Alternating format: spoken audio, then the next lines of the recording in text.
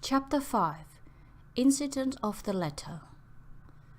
It was late in the afternoon when Mr. Utterson found his way to Dr. Jekyll's door, where he was at once admitted by Poole, and carried down by the kitchen officers, and across a yard which had once been a garden, to the building which was indifferently known as the laboratory or the dissecting rooms. The doctor had bought the house from the heirs of a celebrated surgeon, and his own tastes being rather chemical than anatomical, had changed the destination of the block at the bottom of the garden. It was the first time that the lawyer had been received in that part of his friend's quarters, and he eyed the dingy, windowless structure with curiosity, and gazed round with a distasteful sense of strangeness as he crossed the theatre, once crowded with eager students and now lying gaunt and silent, the tables laden with chemical apparatus, the floor strewn with crates and littered with packing straw, and the light falling dimly through the foggy cupola. At the further end, a flight of stairs mounted to a door covered with red baize, and through this Mr. Utterson was at last received into the doctor's cabinet. It was a large room fitted round with glass presses, furnished, among other things, with a cheval glass and a business table, and looking out upon the court by 3 dusty windows barred with iron. A fire burned in the grate. A lamp was set lighted on the chimney shelf, for even in the houses the fog began to lie thickly, and there, close up to the warmth, sat Dr. Jekyll, looking deadly sick. He did not rise to meet his visitor, but held out a cold hand and bade him welcome in a changed voice. "And now," said Mr. Utterson, as soon as Poole had left them, "you have heard the news?" The doctor shuddered. "They were crying it in the square," he said. "I heard them in my dining room." "One word," said the lawyer. "Carew was my client, but so are you, and I want to know what I'm doing." "You have not been mad enough to hide this fellow?" "Utterson, I swear to God," cried the doctor, "I swear to God I will never set eyes on him again. I bind my honour to you that I'm done with him in this world. It is all at an end. And indeed he does not want my help. You do not know him as I do. He is safe, he is quite safe. Mark my words, he will never more be heard of." The lawyer listened gloomily. He did not like his friend's feverish manner. "You seem pretty sure of him," said he, "and for your sake I hope you may be right. If it came to a trial, your name might appear." "I am quite sure of him," replied Jekyll. "I have grounds for certainty that I cannot share with anyone. But there is one thing on which you may advise me. I have received a letter, and I am at a loss whether I should show it to the police. I should like to leave it in your hands, Utterson. You would judge wisely, I'm sure. I have so great a trust in you." "You fear, I suppose, that it might lead to his detection?" asked the lawyer. "No," said the other. "I cannot say that I care what becomes of Hyde. I am quite done with him. I was thinking of my own character, which this hateful business has rather exposed." Utterson ruminated a while. He was surprised at his friend's selfishness, and yet relieved by it. "Well," said he, "at last let me see the letter."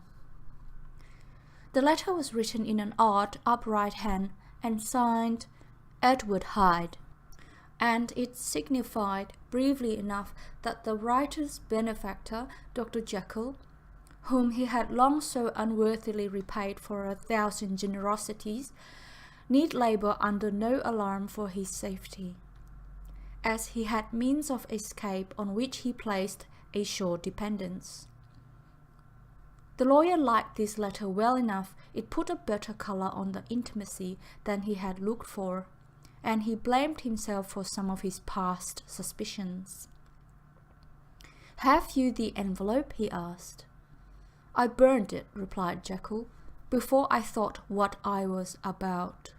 But it bore no postmark. The note was handed in." "Shall I keep this and sleep upon it?" asked Utterson. "I wish you to judge for me entirely," was the reply. "I have lost confidence in myself." "Well, I shall consider," returned the lawyer. "And now one word more. It was Hyde who dictated the terms in your will about that disappearance?" The doctor seemed seized with a qualm of faintness. He shut his mouth tight and nodded. "I knew it," said Utterson. "He meant to murder you. You have had a fine escape." "I have had what is far more to the purpose," returned the doctor solemnly. "I have had a lesson. Oh God, Utterson, what a lesson I have had!" And he covered his face for a moment with his hands. On his way out, the lawyer stopped and had a word or two with Poole. "By the by," said he, "there was a letter handed in today. What was the messenger like?" But Poole was positive nothing had come except by post. "And only circulars by that," he added. This news sent off the visitor with his fears renewed. Plainly, the letter had come by the laboratory door. Possibly, indeed, it had been written in the cabinet. And if that was so, it must be differently judged, and handled with more caution. The newsboys, as he went, were crying themselves hoarse along the footways. "Special edition, shocking murder of an MP." That was the funeral oration of one friend and client, and he could not help a certain apprehension lest the good name of another should be sucked down in the eddy of the scandal. It was at least a ticklish decision that he had to make, and self-reliant as he was by habit, he began to cherish a longing for advice. It was not to be had directly, but perhaps he thought it might be fished for.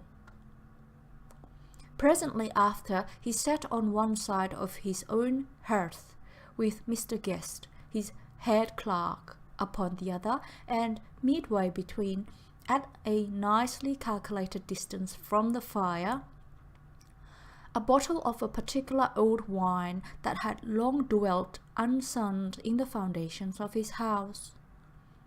The fog still slept on the wing above the drowned city, where the lamps glimmered like carbuncles.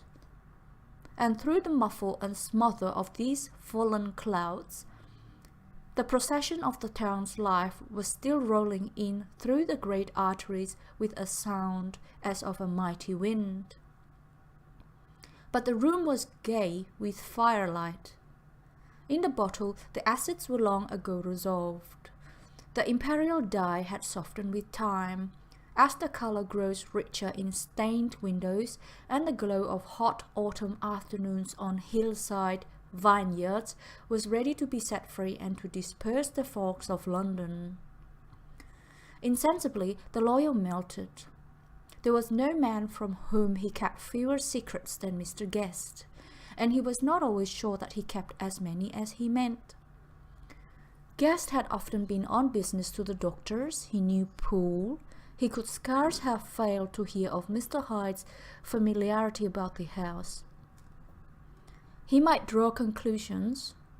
Was it not as well, then, that he should see a letter which put that mystery to rights? And above all, since Guest, being a great student and a critic of handwriting, would consider the step natural and obliging, the clerk, besides, was a man of counsel who would scarce read so strange a document without dropping a remark, and by that remark Mr. Utterson might shape his future course. "This is a sad business about Sir Danvers," he said. "Yes, sir, indeed." "It has elicited a great deal of public feeling," returned Guest. "The man, of course, was mad." "I should like to hear your views on that," replied Utterson. "I have a document here in his handwriting. It is between ourselves, for I scarce know what to do about it. It is an ugly business at the best. But there it is, quite in your way, a murderer's autograph." Guest's eyes brightened, and he sat down at once and studied it with passion. "No, sir," he said, "not mad, but it is an odd hand. And by all accounts, a very odd writer," added the lawyer. Just then the servant entered with a note.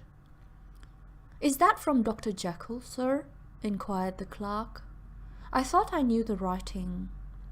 Anything private, Mr. Utterson?" "Only an invitation to dinner." "Why? Do you want to see it?" "One moment. I thank you, sir." And the clerk laid the 2 sheets of paper alongside and sedulously compared their contents. "Thank you, sir," he said at last, returning both.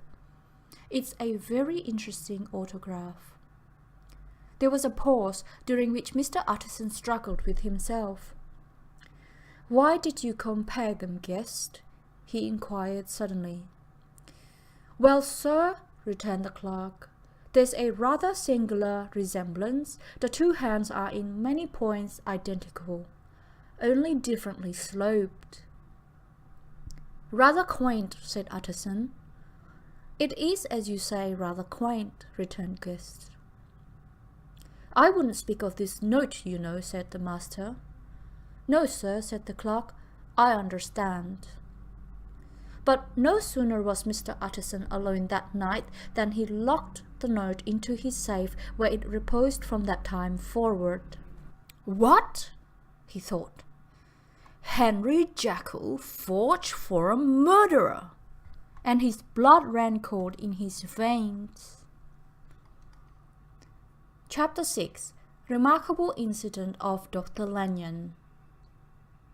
Time ran on. Thousands of pounds were offered in reward, for the death of Sir Danvers was resented as a public injury. But Mr. Hyde had disappeared out of the ken of the police as though he had never existed. Much of his past was unearthed, indeed, and all disreputable tales came out of the man's cruelty, at once so callous and violent, of his vile life, of his strange associates, of the hatred that seemed to have surrounded his career.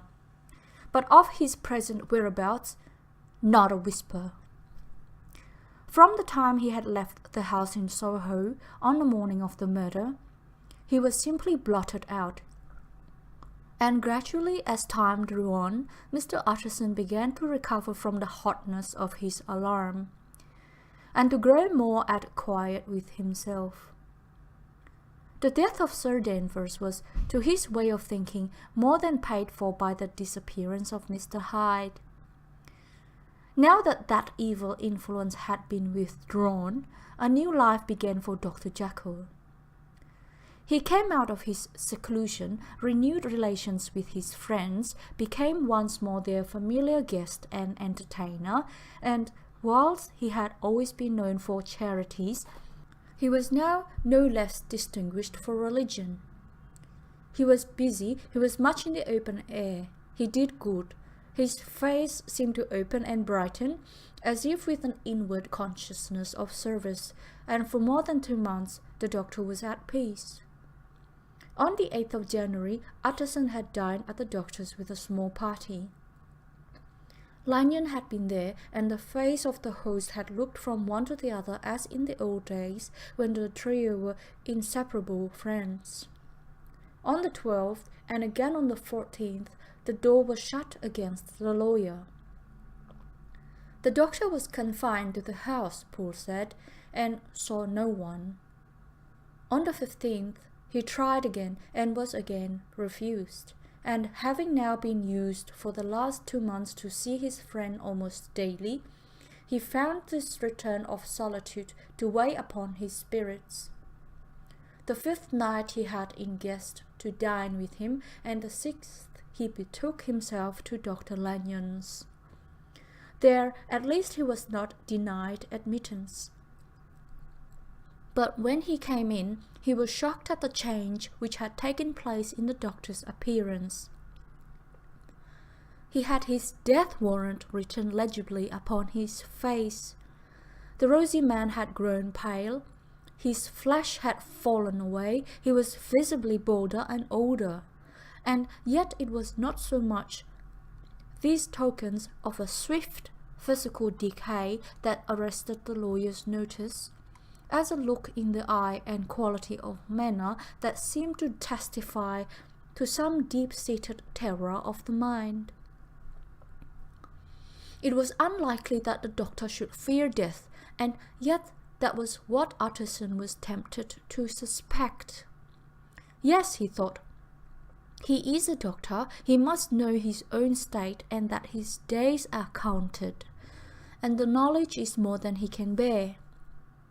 And yet, when Utterson remarked of his ill looks, it was with an air of greatness that Lanyon declared himself a doomed man. "I have had a shock," he said, "and I shall never recover. It is a question of weeks. Well, life has been pleasant. I liked it.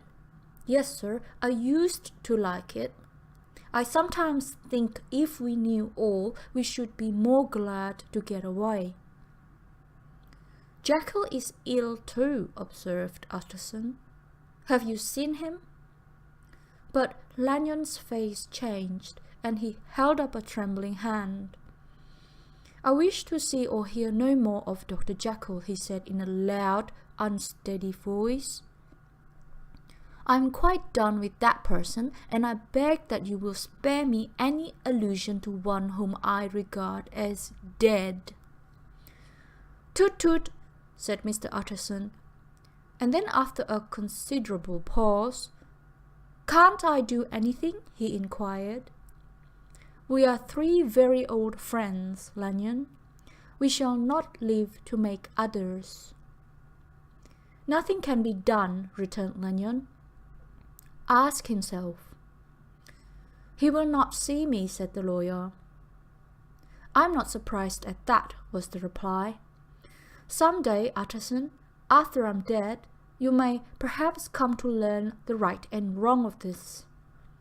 I cannot tell you, and in the meantime, if you can sit and talk with me or other things, for God's sake, stay and do so. But if you cannot keep clear of this accursed topic, then in God's name go, for I cannot bear it." As soon as he got home, Utterson sat down and wrote to Jekyll, complaining of his exclusion from the house and asking the cause of this unhappy break with Lanyon, and the next day he brought him along an answer, often very pathetically worded and sometimes darkly mysterious in drift. The quarrel with Lanyon was incurable. "I do not blame our old friend," Jekyll wrote, "but I share his view that we must never meet. I mean, from henceforth to lead a life of extreme seclusion. You must not be surprised, nor must you doubt my friendship if my door is often shut even to you. You must suffer me to go my own dark way. I have brought on myself a punishment and a danger that I cannot name. If I am the chief of sinners, I am the chief of sufferers also. I could not think that this earth contained a place for sufferings and terrors so unmanning, and you can do but one thing, Utterson, to lighten this destiny, and that is to respect my silence." Utterson was amazed. The dark influence of Hyde had been withdrawn. The doctor had returned to his old task and amenities a week ago. The prospect had smiled with every promise of a cheerful and an honoured age, and now in a moment friendship and peace of mind and the whole tenor of his life were wrecked. So great and unprepared a change pointed to madness, but in view of Lanyon's manner and words, there must lie for it some deeper ground. A week afterwards, Dr. Lanyon took to his bed, and in something less than a fortnight he was dead.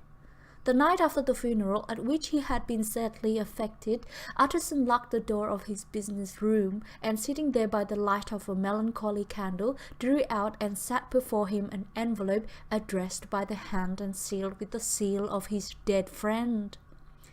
Private, for the hands of G.J. Utterson alone, and in case of his predecease, to be destroyed unread. So it was emphatically superscribed, and the lawyer dreaded to behold the contents. I have buried one friend today, he thought. What if this should cost me another? And then he condemned the fear as a disloyalty, and broke the seal. Within there was another enclosure, likewise sealed, and marked upon the cover as not to be opened till the death or disappearance of Dr. Henry Jekyll. Utterson could not trust his eyes. It was disappearance, here again, as in the mad will which he had long ago restored to its author. Here again were the idea of a disappearance and the name of Henry Jekyll bracketed. But in the will, that idea had sprung from the sinister suggestion of the man Hyde. It was set there with a purpose all too plain and horrible. Written by the hand of Lanyon, what should it mean? A great curiosity came on the trustee to disregard the prohibition and dive at once to the bottom of these mysteries. But professional honour and faith to his dead friend were stringent obligations, and the packet slept in the inmost corner of his private safe. It is one thing to mortify curiosity, another to conquer it, and it may be doubted if from that day forth Utterson desired the society of his surviving friend with the same eagerness. He thought of him kindly, but his thoughts were disquieted and fearful. He went to call indeed, but he was perhaps relieved to be denied admittance. Perhaps in his heart he preferred to speak with Poole upon the doorstep and surrounded by the air and sounds of the open city, rather than to be admitted into that house of voluntary bondage, and to sit and speak with its inscrutable recluse. Poole had indeed no very pleasant news to communicate. The doctor, it appeared, now more than ever confined himself to the cabinet over the laboratory, where he would sometimes even sleep. He was out of spirits, he had grown very silent, he did not read. It seemed as if he had something on his mind. Utterson became so used to the unvarying character of these reports that he fell off little by little in the frequency of his visits. Chapter 7. Incident at the window. It chanced on Sunday, when Mr. Utterson was on his usual walk with Mr. Enfield, that their way lay once again through the by-street, and that when they came in front of the door, both stopped to gaze on it. "Well," said Enfield, "that story's at an end, at least. We shall never see more of Mr. Hyde." "I hope not," said Utterson. "Did I ever tell you that I once saw him, and shared your feeling of repulsion?" "It was impossible to do the one without the other," returned Enfield. "And by the way, what an ass you must have thought me, not to know that this was a back way to Dr. Jekyll's. It was partly your own fault that I found it out, even when I did." "So you found it out, did you?" said Utterson. "But if that be so, we may step into the court and take a look at the windows.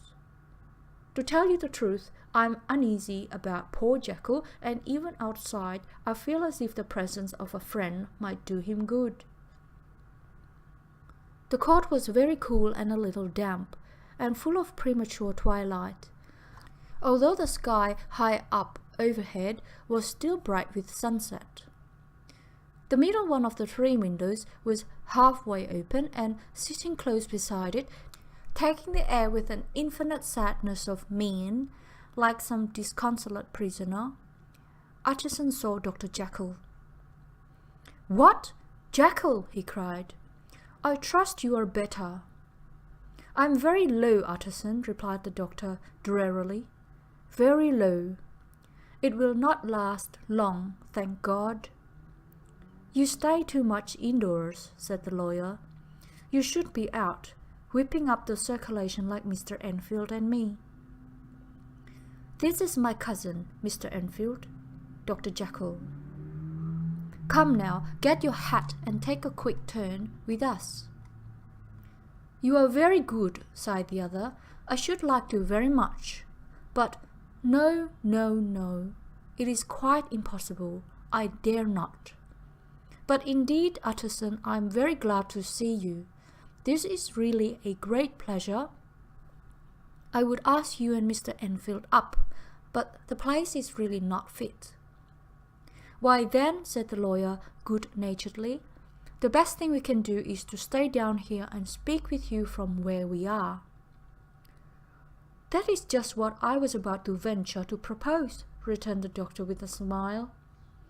But the words were hardly uttered before the smile was struck out of his face and succeeded by an expression of such abject terror and despair as froze the very blood of the 2 gentlemen below. They saw it but for a glimpse, for the window was instantly thrust down, but that glimpse had been sufficient, and they turned and left the court without a word. In silence, too, they traversed the by-street, and it was not until they had come into a neighbouring thoroughfare, where even upon a Sunday there were still some stirrings of life, that Mr. Utterson at last turned and looked at his companion. They were both pale, and there was an answering horror in their eyes. "God forgive us! God forgive us!" said Mr. Utterson. But Mr. Enfield only nodded his head very seriously and walked on once more in silence. Chapter 8. The Last Night. Mr. Utterson was sitting by his fireside one evening after dinner, when he was surprised to receive a visit from Poole. "Bless me, Poole, what brings you here?" he cried, and then taking a second look at him. "What ails you?" he added. "Is the doctor ill?" "Mr. Utterson," said the man, "there is something wrong." "Take a seat, and here is a glass of wine for you," said the lawyer. "Now take your time and tell me plainly what you want." "You know the doctor's ways, sir," replied Poole, "and how he shuts himself up. Well, he's shut up again in the cabinet, and I don't like it, sir. I wish I may die if I like it. Mr. Utterson, sir, I'm afraid." "Now, my good man," said the lawyer, "be explicit. What are you afraid of?" "I have been afraid for about a week," returned Poole, doggedly disregarding the question, "and I can bear it no more." The man's appearance amply bore out his words. His manner was altered for the worse, and except for the moment when he had first announced his terror, he had not once looked the lawyer in the face. Even now he sat with a glass of wine untasted on his knee, and his eyes directed to a corner of the floor. "I can bear it no more," he repeated. "Come," said the lawyer, "I see you have some good reason. Poole, I see there is something seriously amiss. Try to tell me what it is." "I think there's been foul play," said Poole hoarsely. "Foul play?" cried the lawyer, a good deal frightened and rather inclined to be irritated in consequence. "What foul play? What does the man mean?" "I dare not say, sir," was the answer, "but will you come along with me and see for yourself?" Mr. Utterson's only answer was to rise and get his hat and greatcoat, but he observed with wonder the greatness of the relief that appeared upon the butler's face, and perhaps with no less that the wine was still untasted when he sat it down to follow. It was a wild, cold, seasonable night of March, with a pale moon lying on her back as though the wind had tilted her, and a flying wreck of the most diaphanous and lawny texture. The wind made talking difficult and flecked the blood into the face. It seemed to have swept the streets unusually bare of passengers. Besides, for Mr. Utterson thought he had never seen that part of London so deserted. He could have wished it otherwise. Never in his life had he been conscious of so sharp a wish to see and touch his fellow creatures. For, struggle as he might, there was borne in upon his mind a crushing anticipation of calamity. The square, when they got there, was all full of wind and dust, and the thin trees in the garden were lashing themselves along the railing. Poole, who had kept all the way a pace or two ahead, now pulled up in the middle of the pavement, and in spite of the biting weather, took off his hat and mopped his brow with a red pocket handkerchief. But for all the hurry of his coming, these were not the dews of exertion that he wiped away, but the moisture of some strangling anguish, for his face was white, and his voice, when he spoke, harsh and broken. "Well, sir," he said, "here we are, and God grant there be nothing wrong." "Amen, Poole," said the lawyer. Thereupon the servant knocked in a very guarded manner. The door was opened on the chain, and a voice asked from within, "Is that you, Poole?" "It's all right," said Poole. "Open the door." The hall, when they entered it, was brightly lighted up. The fire was built high, and about the hearth of the whole of the servants, men and women, stood huddled together like a flock of sheep. At the sight of Mr. Utterson, the housemaid broke into hysterical whimpering, and the cook, crying out, "Bless God! It's Mr. Utterson!" ran forward as if to take him in her arms. What? Are you all here?" said the lawyer peevishly. "Very irregular, very unseemly. Your master would be far from pleased." "They are all afraid," said Poole. Blank silence followed, no one protesting. Only the maid lifted up her voice and now wept loudly. "Hold your tongue," Poole said to her, with a ferocity of accent that testified to his own jangled nerves. And indeed, when the girl had so suddenly raised the note of her lamentation, they had all started and turned toward the inner door with faces of dreadful expectation. "And now," continued the butler, addressing the knife boy, "reach me a candle, and we'll get this through hands at once." And then he begged Mr. Utterson to follow him, and led the way to the back garden. "Now, sir," said he, "you come as gently as you can. I want you to hear, and I don't want you to be heard. And see here, sir, if by any chance he was to ask you in, don't go." Mr. Utterson's nerves, at this unlooked-for termination, gave a jerk that nearly threw him from his balance.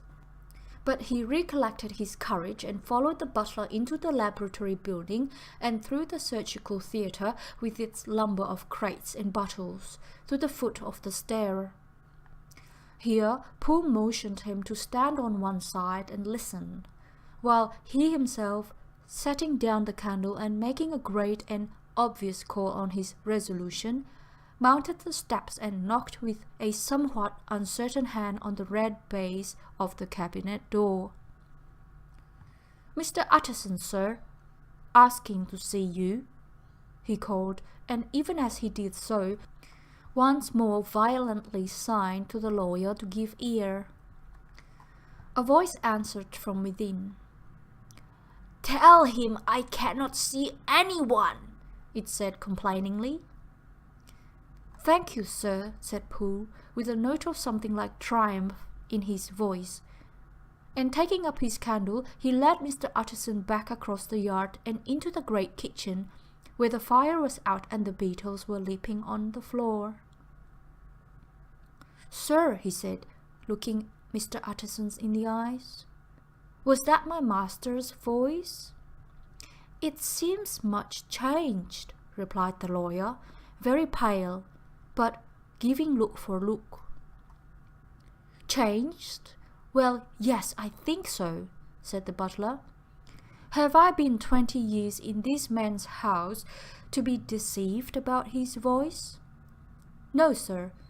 Master's made away with. He was made away with 8 days ago, when we heard him cry out upon the name of God. And who's in there instead of him? And why it stays there is a thing that cries to heaven, Mr. Utterson." "This is a very strange tale, Pooh. This is rather a wild tale, my man," said Mr. Utterson, biting his finger. "Suppose it were as you suppose, supposing Dr. Jekyll to have been, well, murdered, what could induce the murderer to stay?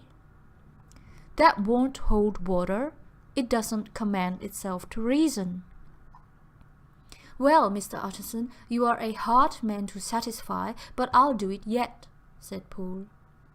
"All this last week, you must know of him, or it, or whatever it is that lives in that cabinet, has been crying night and day for some sort of medicine and cannot get it to his mind. It was sometimes his way, the master's, that is, to write his orders on a sheet of paper and throw it on the stair. We've had nothing else this week back, nothing but papers and a closed door, and the very meals left there to be smuggled in when nobody was looking. Well, sir, every day, aye, and twice and thrice in the same day, there have been orders and complaints. And I have been sent flying to all the wholesale chemists in town. Every time I brought the stuff back, there would be another paper telling me to return it, because it was not pure, and another order to a different firm. This drug is wanted bitter bad, sir, whatever for." "Have you any of these papers?" asked Mr. Utterson. Pooh felt in his pocket and handed out a crumpled note, which the lawyer, bending nearer to the candle, carefully examined. Its contents ran thus: "Dr. Jekyll presents his compliments to Messrs. Moe. He assures them that their last sample is impure and quite useless for his present purpose. In the year 18... Dr. J purchased a somewhat large quantity from Messrs. M. He now begs them to search with the most sedulous care, and should any of the same quality be left, to forward it to him at once. Expense is no consideration. The importance of this to Dr. J can hardly be exaggerated." So far the letter had run composedly enough, but here, with a sudden splatter of the pen, the writer's emotion had broken loose. "For God's sake," he had added, "find me some of the old." "This is a strange note," said Mr. Utterson, and then sharply, "How do you come to have it open?" "The man at Moe's was main angry, sir, and he threw it back to me like so much dirt," returned Pooh. "This is unquestionably the doctor's hand, do you know?" resumed the lawyer. "I thought it looked like it," said the servant rather sulkily. And then, with another voice, "But what matters hand of right?" he said. "I've seen him. Seen him? Repeated Mr. Utterson. Well, that's it, said Poole. It was this way. I came suddenly into the theatre from the garden. It seems he had slipped out to look for this drug or whatever it is, for the cabinet door was open. And there he was at the far end of the room, digging among the crates. He looked up when I came in, gave a kind of cry, and whipped upstairs into the cabinet. It was but for 1 minute that I saw him, but the hair stood upon my head like quills. Sir, if that was my master, why had he a mask upon his face? If it was my master, why did he cry out like a rat and run from me? I have served him long enough. And then the man paused and passed his hand over his face. These are all very strange circumstances, said Mr. Utterson, but I think I begin to see daylight. Your master, Poole, is plainly seized with one of those maladies that both torture and deform the sufferer. Hence, for aught I know, the alteration of his voice, hence the mask, and the avoidance of his friends. Hence his eagerness to find this drug, by means of which the poor soul retains some hope of ultimate recovery. God grant that he be not deceived. There is my explanation. It is sad enough, Poole, hey, and appalling to consider, but it is plain and natural, hangs well together, and delivers us from all exorbitant alarms. Sir, said the butler, turning to a sort of mottled pallor, that thing was not my master, and there's the truth. My master, here he looked round him and began to whisper, is a tall, fine build of a man, and this was more of a dwarf. Utterson attempted to protest. Oh, sir, cried Poole, do you think I do not know my master after 20 years? Do you think I do not know where his head comes to in the cabinet door, where I saw him every morning of my life? No, sir, that thing in the mask was never Dr. Jekyll. God knows what it was, but it was never Dr. Jekyll. And it is the belief of my heart that there was murder done. Poole, replied the lawyer, if you say that, it will become my duty to make certain. Much as I desire to spare your master's feelings, much as I am puzzled by this note which seems to prove him to be still alive, I shall consider it my duty to break in that door. Ah, Mr. Utterson, that's talking, cried the butler. And now comes the second question, resumed Utterson. Who is going to do it? Why, you and me, was the undaunted reply. That's very well said, returned the lawyer, and whatever comes of it, I shall make it my business to see you are no loser. There is an axe in the theatre, continued Poole, and you might take the kitchen poker for yourself. The lawyer took that rude but weighty instrument into his hand and balanced it. Do you know, Poole, he said, looking up, that you and I are about to place ourselves in a position of some peril? You may say so, sir, indeed, returned the butler. It is well, then, that we should be frank, said the other. We both think more than we have said. Let us make a clean breast. This masked figure that you saw, did you recognize it? Well, sir, it went so quick, and the creature was so doubled up that I could hardly swear to that, was the answer. But if you mean, was it Mr. Hyde? Why, yes, I think it was. You see, it was much of the same bigness, and it had the same quick, light way with it, and then who else could have got in by the laboratory door? You have not forgot, sir, that at the time of the murder he had still the key with him? But that's not all. I don't know, Mr. Utterson, if ever you met this Mr. Hyde. Yes, said the lawyer, I once spoke with him. Then you must know as well as the rest of us that there was something queer about that gentleman, something that gave a man a turn. I don't know rightly how to say it, sir, beyond this, that you felt it in your marrow, kind of cold and thin. I own I felt something of what you described, said Mr. Utterson. Quite so, sir, returned Poole. Well, when that masked thing like a monkey jumped from among the chemicals and whipped into the cabinet, it went down my spine like ice. Oh, I know it's not evidence, Mr. Utterson. I'm book-learned enough for that. But a man has his feelings, and I give you my Bible word, it was Mr. Hyde. Ay, said the lawyer. My fears incline to the same point. Evil, I fear, founded, evil was sure to come of that connection. Ay, truly, I believe you.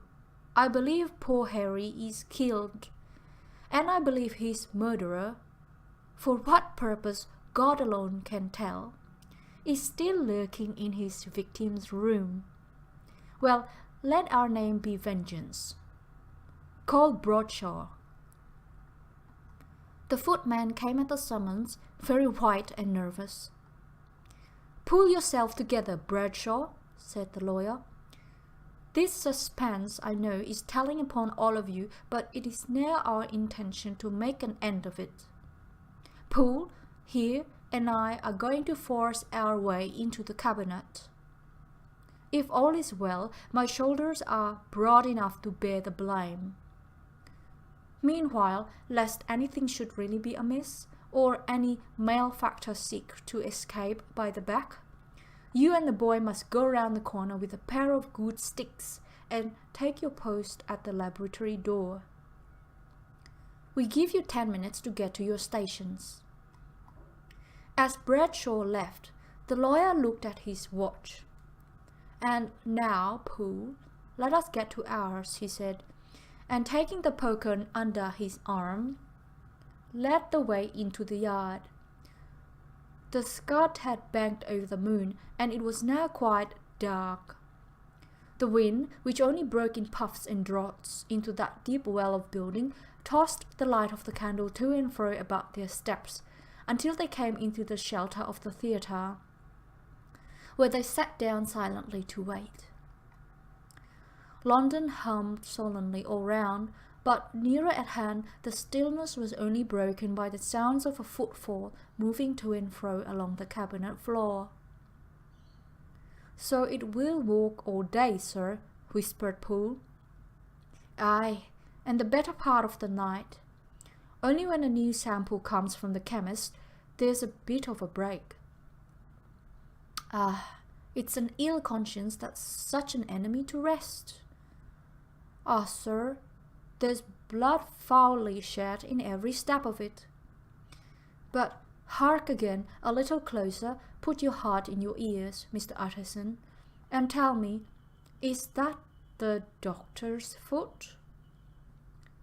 The steps fell lightly and oddly, with a certain swing, for all they went so slowly, it was different indeed from the heavy creaking tread of Henry Jekyll.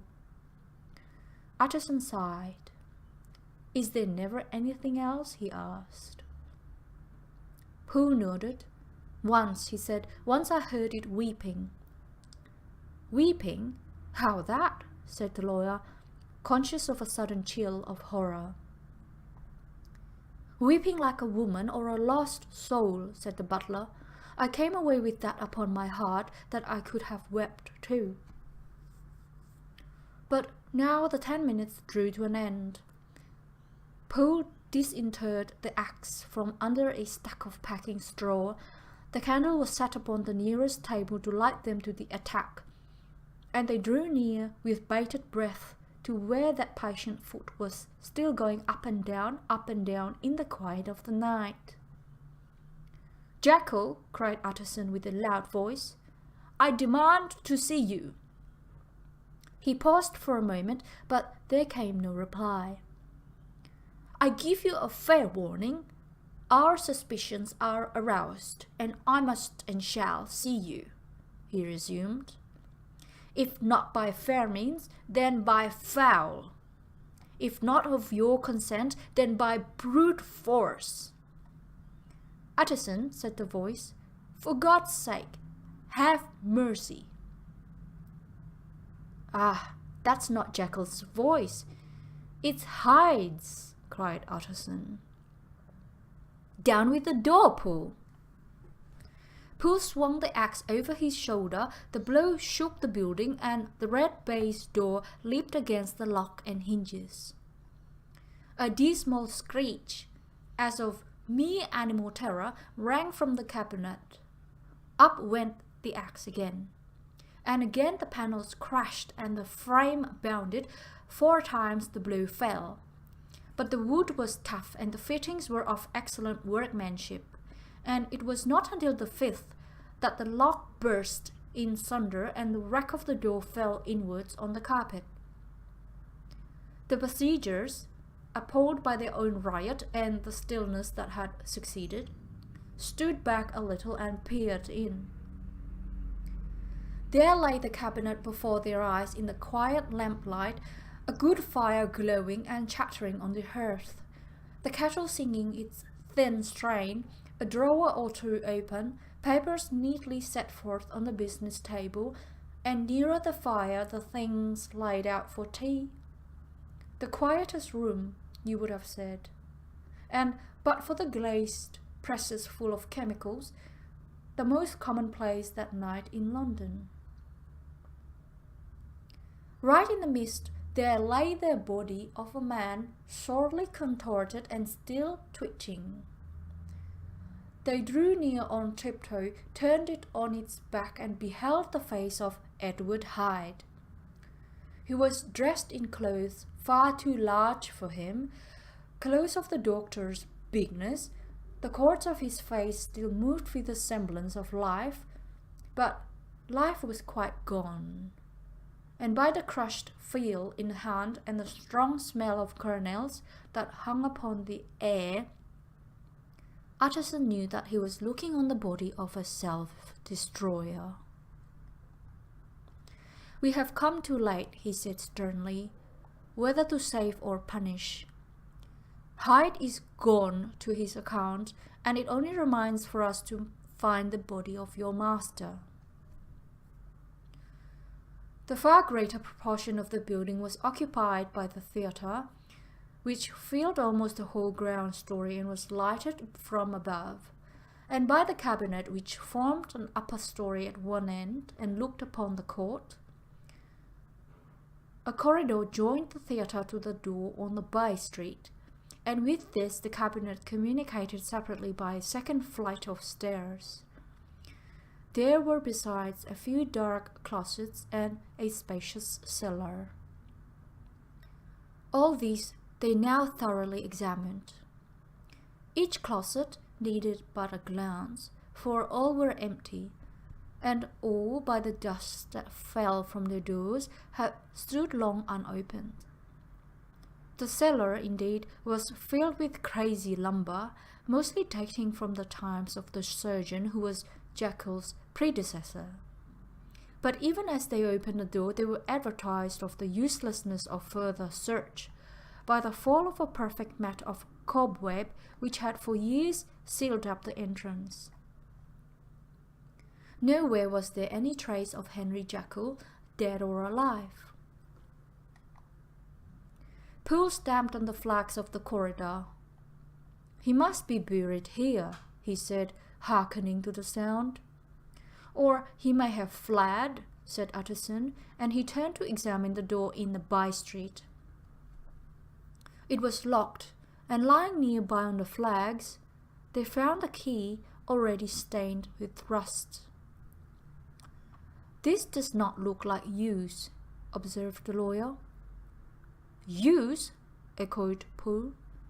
"Do you not see, sir, it is broken? much as if a man had stamped on it. "Aye," continued Utterson, "and the fractures, too, are rusty." The two men looked at each other with a scare. "This is beyond me, Poole," said the lawyer. "Let us go back to the cabinet." They mounted the stair in silence, and still with an occasional awestruck glance at the dead body, proceeded more thoroughly to examine the contents of the cabinet. At one table there were traces of chemical work, various measured heaps of some white salt being laid on glass saucers, as though for an experiment in which the unhappy man had been prevented. "That is the same drug that I was always bringing him," said Poole. And even as he spoke, the kettle with a startling noise boiled over. This brought them to the fireside, where the easy chair was drawn cosily up, and the tea things stood ready to the sitter's elbow, the very sugar in the cup. There were several books on a shelf. One lay beside the tea things open, and Utterson was amazed to find it a copy of pious work, for which Jekyll had several times expressed a great esteem, annotated in his own hand with startling blasphemies. Next, in the course of their review of the chamber, the searchers came to the cheval glass, into whose depths they looked with an involuntary horror. But it was so turned as to show them nothing but the rosy glow playing on the roof, the fire sparkling in 100 repetitions along the glazed front of the presses, and their own pale and fearful countenance stooping to look in. "This glass has seen some strange things, sir," whispered Poole. "And surely none stranger than itself," echoed the lawyer in the same tones. "For what did Jekyll—" He caught himself up at the word with a start, and then, conquering the weakness, "What could Jekyll want with it?" he said. "You may say that," said Poole. Next they turned to the business table. On the desk among the neat array of papers, a large envelope was uppermost and bore, in the doctor's hand, the name of Mr. Utterson. The lawyer unsealed it, and several enclosures fell to the floor. The first was a will drawn in the same eccentric terms as the one which he had returned 6 months before, to serve as a testament in case of death and as a deed of gift in case of disappearance. But in place of the name of Edward Hyde, the lawyer, with indescribable amazement, read the name of Gabriel John Utterson. He looked at Poole, and then back at the paper, and last of all the dead malefactor stretched upon the carpet. "My head goes round," he said. "He has been all these days in possession. He had no cause to like me. He must have raged to see himself displaced. And he has not destroyed this document." He caught up the next paper. It was a brief note in the doctor's hand, and dated at the top. "Oh, Poole!" the lawyer cried. "He was alive and here this day. He cannot have been disposed of in so short a space. He must still be alive. He must have fled. And then, why fled? And how? In that case, can we venture to declare this suicide? Oh, we must be careful. I foresee that we may yet involve your master in some dire catastrophe." "Why don't you read it, sir?" asked Poole. "Because I fear," replied the lawyer sullenly. "God grant I have no cause for it." And with that he brought the paper to his eyes and read as follows. "My dear Utterson, when this shall fall into your hands, I shall have disappeared. Under what circumstances I have not the penetration to foresee. but my instinct and all the circumstances of my nameless situation tell me that the end is sure and must be early. Go then, and first read the narrative which Lanyon warned me he was to place in your hands. And if you care to hear more, turn to the confession of your unworthy and unhappy friend, Henry Jekyll. There was a third enclosure? Asked Utterson.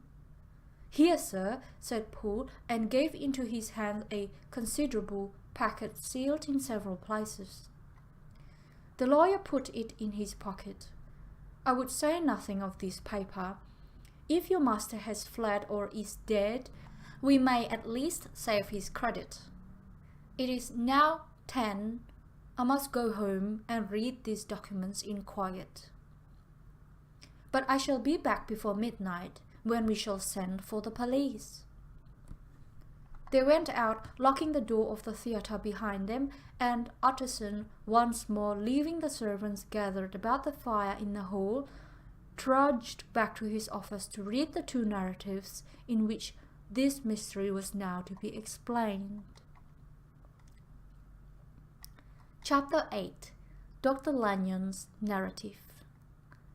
On the 9th of January, now 4 days ago, I received by the evening delivery a registered envelope, addressed in the hand of my colleague and old school companion, Henry Jekyll. I was a good deal surprised by this, for we were by no means in the habit of correspondence. I had seen the man, dine with him, indeed, the night before, and I could imagine nothing in our intercourse that should justify formality of registration. The contents increased my wonder, for this is how the letter ran. 10th of December, 18 Dear Lanyon, you are one of my oldest friends, and although we may have differed at times on scientific questions, I cannot remember, at least on my side, any break in our affection. There was never a day when, if you had said to me, Jekyll, my life, my honor, my reason depend upon you, I would not have sacrificed my left hand to help you. Lanyon, my life, my honor, my reason are all at your mercy. If you fail me tonight, I am lost. You might suppose after this preface that I am going to ask you for something dishonorable to grant. Judge for yourself. I want you to postpone all other engagements for tonight. Ay, even if you were summoned to the bedside of an emperor to take a cab, unless your carriage should be actually at the door, and with this letter in your hand for consultation, to drive straight to my house. Poole, my butler, has his orders. You will find him waiting your arrival with a locksmith. The door of my cabinet is then to be forced, and you are to go in alone to open the glazed press. Letter E on the left hand, breaking the lock if it be shut, and to draw it out with all its contents as they stand, the fourth drawer from the top, or, which is the same thing, the third from the bottom. In my extreme distress of wind, I have a morbid fear of misdirecting you, but even if I am in error, you may know the right drawer by its contents. Some powders, a feel, and a paper book. This drawer I beg of you to carry back with you to Cavendish Square exactly as it stands. That is the first part of the service. Now for the second. You should be back, if you set out at once, on the receipt of these, long before midnight, but I will leave you that amount of margin. Not only in the fear of one of those obstacles that can neither be prevented nor foreseen, but because an hour when your servants are in bed is to be preferred for what will then remain to do. At At midnight, then, I have to ask you to be alone in your consulting room, to admit with your own hand into the house a man who will present himself in my name, and to place in his hands the drawer that you will have brought with you from my cabinet. Then you will have played your part and earned my gratitude completely.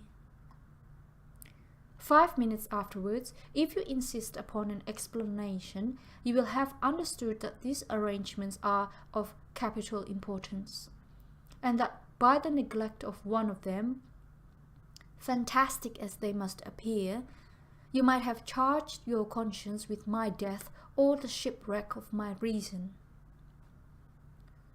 Confident as I am that you will not trifle with this appeal, my heart sinks and my hand trembles at the bare thought of such a possibility. Think of me at this hour in a strange place, labouring under a blackness of distress that no fancy can exaggerate, and yet well aware that, if you will but punctually serve me, my troubles will roll away like a story that is told. Serve me, my dear Lanyon, and save your friend. H.J. P.S. I had already sealed this up when a fresh terror struck upon my soul. It is possible that the post office may fail me, and this letter not come into your hands until tomorrow morning. In that case, dear Lanyon, do my errand when it shall be most convenient for you in the course of the day, and once more expect my messenger at midnight. It may then already be too late, and if that night passes without event, you will know that you have seen the last of Henry Jekyll. Upon the reading of this letter, I made sure my colleague was insane, but till that was proved beyond the possibility of doubt, I felt bound to do as he requested. The less I understood of this farrago, the less I was in a position to judge of its importance, and an appeal so worded could not be set aside without a grave responsibility. I rose accordingly from table, got into a hansom, and drove straight to Jekyll's house. The butler was awaiting my arrival. He had received by the same post as mine a registered letter of instruction, and had sent at once for a locksmith and a carpenter. The tradesmen came while we were yet speaking, and we moved in a body to old Dr. Denman's surgical theatre, from which, as you are doubtless aware, Jekyll's private cabinet is most conveniently entered. The door was very strong, the lock excellent. The carpenter avowed he would have great trouble and have to do much damage if force were to be used, and the locksmith was near despair. But this last was a handy fellow, and after 2 hours' work the door stood open. The press marked E was unlocked, and I took out the drawer, had it filled up with straw and tied in a sheet, and returned with it to Cavendish Square. Here I proceeded to examine its contents. The powders were neatly enough made up, but not with the nicety of the dispensing chemist, so that it was plain they were of Jekyll's private manufacture. And when I opened one of the wrappers, I found what seemed to me a simple, crystalline salt of a white colour.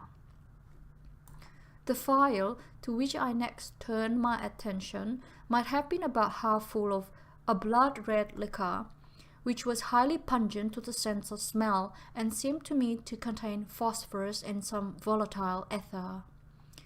At the other ingredients I could make no guess.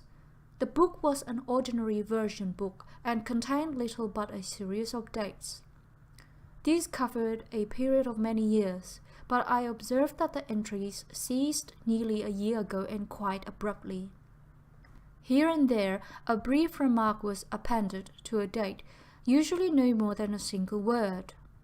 Double, occurring perhaps 6 times in a total of several hundred entries, and once very early in the list and followed by several marks of exclamation. Total failure! All this, though it whetted my curiosity, told me little that was definite. Here were a phial of some tincture, a paper of some sort, and the record of a series of experiments that had led, like too many of Jekyll's investigations, to no end of practical usefulness. How could the presence of these articles in my house affect either the honor, the sanity, or the life of my flighty colleague? If his messenger could go to one place, why could he not go to another? And even granting some impediment, why was this gentleman to be received by me in secret?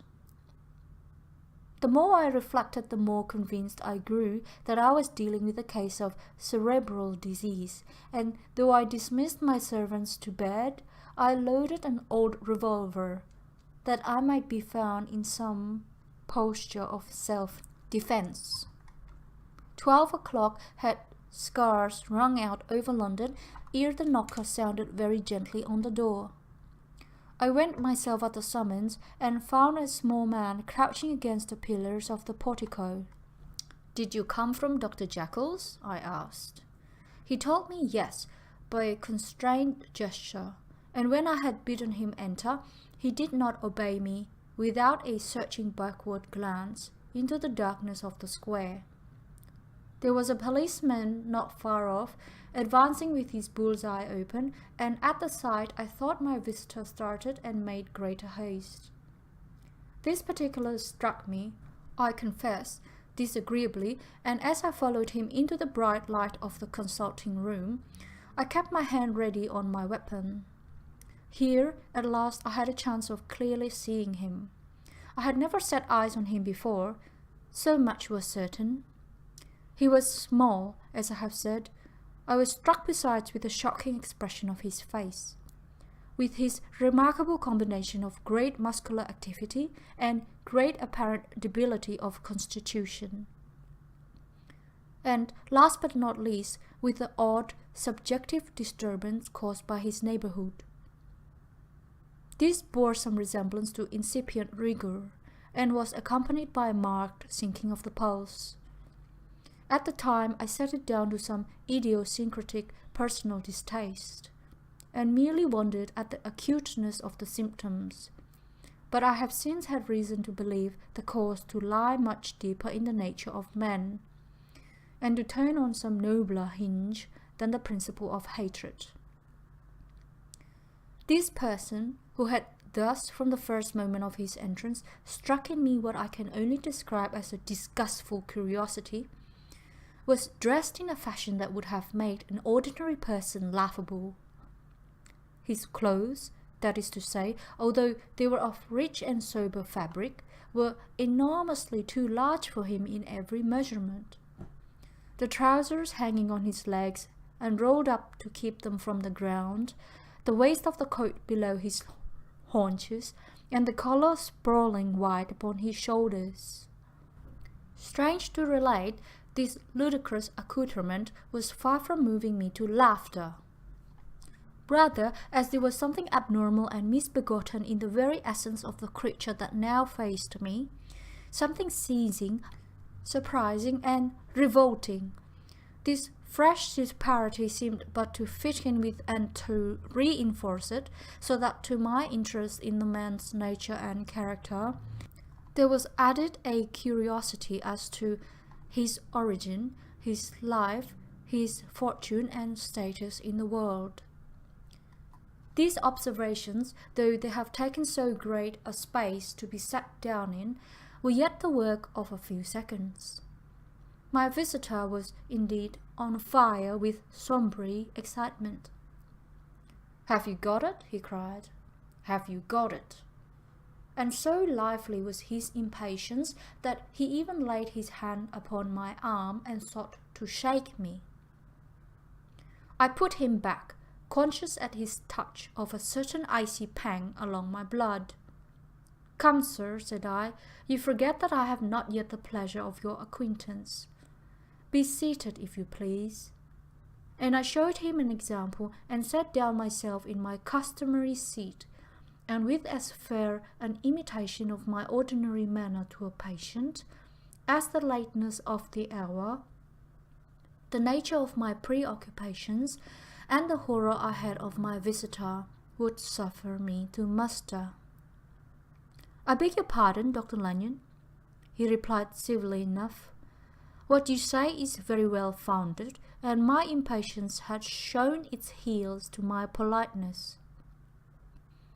I come here at the instance of your colleague, Dr. Henry Jekyll, on a piece of business of some moment, and I understood." He paused and put his hand to his throat, and I could see, in spite of his collected manner, that he was wrestling against the approaches of the hysteria. "I understood a drawer." But here I took a pity on my visitor's suspense, and some perhaps on my own growing curiosity. "There it is, sir," said I, pointing to the drawer, where it lay on the floor behind a table and still covered with a sheet. He sprang to it and then paused and laid his hand upon his heart. I could hear his teeth grate with convulsive action of his jaws, and his face was so ghastly to see that I grew alarmed both for his life and reason. "Compose yourself," said I. He turned a dreadful smile to me, and as if with a decision of despair, plucked away the sheet.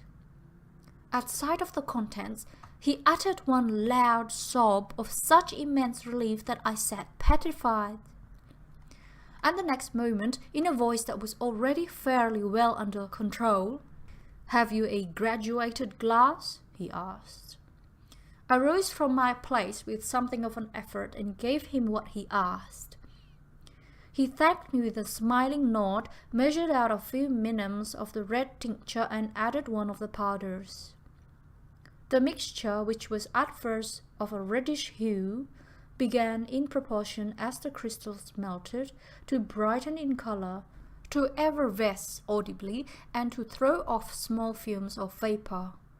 Suddenly, and at the same moment, the ebullition ceased, and the compound changed to a dark purple, which faded again more slowly to a watery green. My visitor, who had watched this metamorphosis with a keen eye, smiled, set down the glass upon the table, and then turned and looked upon me with an air of scrutiny. "And now," said he, "to settle what remains. Will you be wise? Will you be guided? Will you suffer me to take this glass in my hand, and to go forth from your house without further parley? Or has the greed of curiosity too much command of you? Think before you answer, for it shall be done as you decide. As you decide, you shall be left as you were before, and neither richer nor wiser, unless the sense of service rendered to a man in mortal distress may be counted as a kind of riches of the soul. Or, if you shall so prefer to choose, a new province of knowledge and new avenues to fame and power shall be laid upon to you, here, in this room, upon the instant, and your sight shall be blasted by a prodigy to stagger the unbelief of Satan." "Sir," said I, affecting a coolness that I was far from truly possessing, "you speak enigmas, and you will perhaps not wonder that I hear you with no very strong impression of belief. But I have gone too far in the way of inexplicable services to pause before I see the end." "It is well," replied my visitor. "Lanyon, you remember your vows. What follows is under the seal of our profession. And now, you who have so long been bound to the most narrow and material views, you who have denied the virtue of transcendental medicine, you who have derided your superiors, behold!" He put the glass to his lips and drank at one gulp. A cry followed. He reeled, staggered, clutched at the table, and held on, staring with injected eyes, gasping with open mouth, and as I looked, there came, I thought, a change. He seemed to swell, his face became suddenly black, and the features seemed to melt and alter. And the next moment I had sprung to my feet and leaped back against the wall, my arm raised to shield me from that prodigy. my mind submerged in terror. "Oh God!" I screamed, and "Oh God!" again and again. For there before my eyes, pale and shaken and half fainting and groping before him with his hands, like a man restored from death, there stood Henry Jekyll. What he told me in the next hour I cannot bring my mind to set on paper. I saw what I saw, I heard what I heard, and my soul sickened at it. And yet now, when that sight has faded from my eyes, I ask myself if I believe it, and I cannot answer. My life is shaken to its roots. Sleep has left me, the deadliest terror sits by me at all hours of the day and night, and I feel that my days are numbered and that I must die, and yet I shall die incredulous. As for the moral turpitude that man unveiled to me, even with tears of penitence, I cannot, even in memory, dwell on it without a start of horror. I will say but one thing, Utterson, and that, if you can bring your mind to credit it, will be more than enough. The creature who crept into my house that night was, on Jekyll's own confession, known by the name of Hyde, and hunted for in every corner of the land as the murderer of Caro. Hasty Lanyon. Chapter 9. Henry Jekyll's full statement of the case. I was born in the year 18 to a large fortune, endowed besides with excellent parts, inclined by nature to industry, fond of the respect of the wise and good among my fellow men, and thus, as might have been supposed, with every guarantee of an honourable and distinguished future. And indeed the worst of my faults was a certain impatient gaiety of disposition, such as has made the happiness of many, but such as I found it hard to reconcile with my imperious desire to carry my head high, and wear a more than commonly grave countenance before the public. Hence it came about that I concealed my pleasures, and that when I reached years of reflection and began to look round me and take stock of my progress and position in the world, I stood already committed to a profound duplicity of life. Many a man would have even blazoned such irregularities as I was guilty of, but from the high views that I had set before me, I regarded and hid them with an almost morbid sense of shame. It was thus rather the exacting nature of my aspirations than any particular degradation in my faults that made me what I was, and, with even a deeper trench than in the majority of men, severed in me those provinces of good and ill which divide and compound man's dual nature. In this case, I was driven to reflect deeply and inveterately on that hard law of life, which lies at the root of religion and is one of the most plentiful springs of distress. Though so profound a double-dealer, I was in no sense a hypocrite. Both sides of me were in dead earnest. I was no more myself when I laid aside restraint and plunged in shame, than when I laboured, in the eye of day, at the furtherance of knowledge or the relief of sorrow and suffering.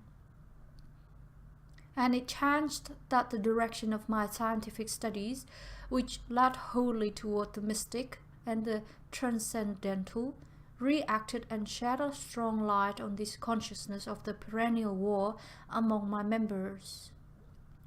With every day, and from both sides of my intelligence, the moral and the intellectual, I thus drew steadily nearer to that truth, by whose partial discovery I have been doomed to such a dreadful shipwreck, that man is not truly one, but truly two. I say two, because the state of my own knowledge does not pass beyond that point. Others will follow, others will outstrip me on the same lines, and I hazard the guess that man will be ultimately known for a mere polity of multifarious, incongruous, and independent denizens. I, for my part, from the nature of my life, advance infallibly in one direction, in one direction only. It was on the moral side, and in my own person, that I learned to recognize the thorough and primitive duality of man. I saw that, of the two natures that contended in the field of my consciousness, even if I could rightly be said to be either, it was only because I was radically both. And from an early date, even before the course of my scientific discoveries had begun to suggest the most naked possibility of such a miracle, I had learned to dwell with pleasure, as a beloved daydream, on the thought of the separation of these elements. If each, I told myself, could be but housed in separate identities, life would be relieved of all that was unbearable. The unjust delivered from the aspirations might go his way, and remorse of his more upright twin, and the just could walk steadfastly and securely on his upward path, doing the good things in which he found his pleasure, and no longer exposed to disgrace and penitence by the hands of this extraneous evil. It was the curse of mankind that these incongruous faggots were thus bound together that in the agonized womb of consciousness, these polar twins should be continuously struggling. How then were they dissociated? I was so far in my reflections when as I have said, a side light began to shine upon the subject from the laboratory table. I began to perceive more deeply than it has ever yet been stated the trembling immateriality, the mist-like transience of this seemingly so solid body in which we walk attired. Certain agents are found to have the power to shake and to pluck back that fleshly vestment, even as a wind might toss the curtains of a pavilion. For two good reasons, I will not enter deeply into this scientific branch of my confession. First, because I have been made to learn that the doom and burthen of our life is bound forever on man's shoulders, and when the attempt is made to cast it off, it but returns upon us with more unfamiliar and more awful pressure. Second, because, as my narrative will make, alas, too evident, my discoveries were incomplete. Enough, then, that I not only recognized my natural body for the mere aura and effulgence of certain of the powers that made up my spirit, but managed to compound a drug by which these powers should be dethroned from their supremacy, and a second form and countenance substituted, none the less natural to me because they were the expression and bore the stamp of lower elements in my soul. I hesitated long before I put this theory to the test of practice. I knew well that I risked death for any drug that so potently controlled and shook the very fortress of identity might, by the least scruple of an overdose or at the least inopportunity in the moment of exhibition, utterly blot out that immaterial tabernacle which I looked to it to change. But the temptation of a discovery so singular and profound at last overcame the suggestion of alarm. I had long since prepared my tincture. I purchased at once from a firm of wholesale chemists a large quantity of a particular salt which I knew, from my experiments, to be the last ingredient required. And late one accursed night, I compounded the elements, watched them boil and smoke together in the glass, and when the ebullition had subsided, with a strong glow of courage, drank off the potion. The most racking pangs succeeded, a grinding in the bones, deadly nausea, and a horror of the spirit that cannot be exceeded at the hour of birth or death.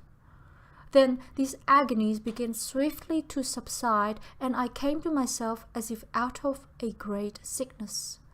There was something strange in my sensations, something indescribably new, and from its very novelty, incredibly sweet. I felt younger, lighter, happier in body.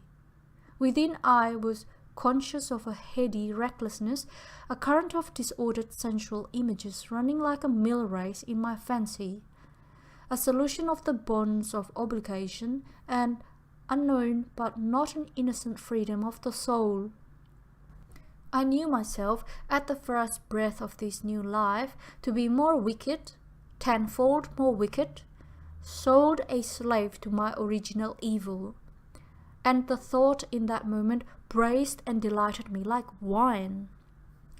I stretched out my hands, exulting in the freshness of these sensations, and in the act I was suddenly aware that I had lost in stature. There was no mirror at that date in my room. That which stands beside me as I write was brought there later on, and for the very purpose of these transformations. The night, however, was far gone into the morning. The morning, black as it was nearly ripe for the conception of the day.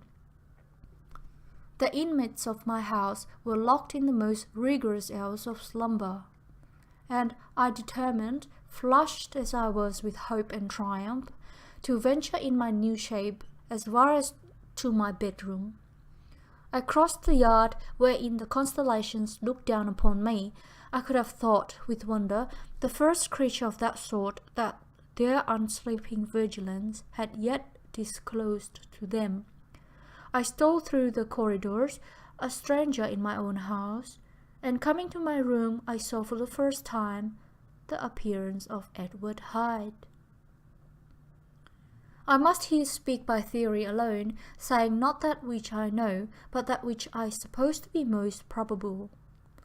The evil side of my nature, to which I had now transferred the stamping efficacy, was less robust and less developed than the good which I had just deposed.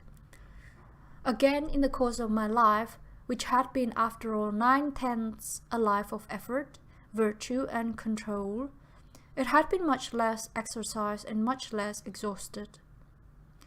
And hence, as I think, it came about that Edward Hyde was so much smaller, slighter, and younger than Henry Jekyll. Even as good shone upon the countenance of the one, evil was written broadly and plainly on the face of the other. Evil, besides, which I must still believe to be lethal sight of man, had left on that body an imprint of deformity and decay. And yet when I looked upon that ugly idol in the glass, I was conscious of no repugnance, rather of a leap of welcome. This, too, was myself. It seemed natural and human. In my eyes it bore a livelier image of the spirit.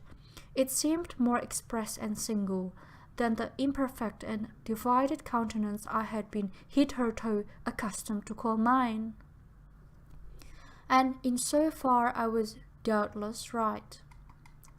I have observed that when I wore the semblance of Edward Hyde, none could come near to me at first without a visible misgiving of the flesh.